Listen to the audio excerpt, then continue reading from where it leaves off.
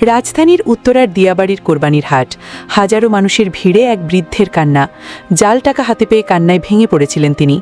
তার নাম রইসুদ্দিন। সেই কষ্টের মুহূর্তে কেঁপে উঠেছিল সারা দেশ। সামাজিক মাধ্যমে ছড়িয়ে পড়া একটি ছবি নাড়া দিয়েছিল কোটি মানুষের বিবেককে। আর সেই দুঃখের আজ পৌঁছে গিয়েছিল চিত্রনায়িকা অপু বিশ্বাসের হৃদয়েও। ঠিক তখনই মানবিকতার এক অসাধারণ দৃষ্টান্ত স্থাপন করেন তিনি। নিজের খরচে রইসুদ্দিনকে তিনি পাঠান ওমরা পালনে। যে চোখের জলে দেশ কেঁদেছিল, সেই চোখেই তিনি এঁকে দেন পবিত্র কাবা দেখার স্বপ্ন। ওমরা শেষে দেশে ফিরেছেন রইসুদ্দিন। আর সেই আনন্দ ভাগ করে নিতে মঙ্গলবার 19 আগস্ট অপু বিশ্বাস নিজেই ছুটে যান তার গ্রামে।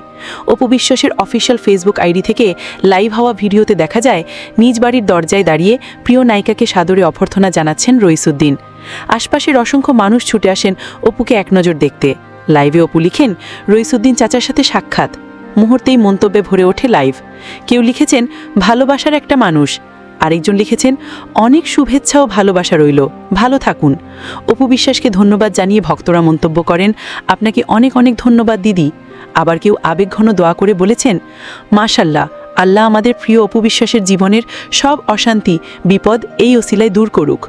প্রসঙ্গত, রইসুদ্দিনের কান্না থেকে শুরু করে অপু বিশ্বাসের হাত ধরে ওমরা যাত্রা, এই গল্প আজ বাঙালির মানবিকতার উজ্জ্বল প্রতীক হয়ে উঠেছে।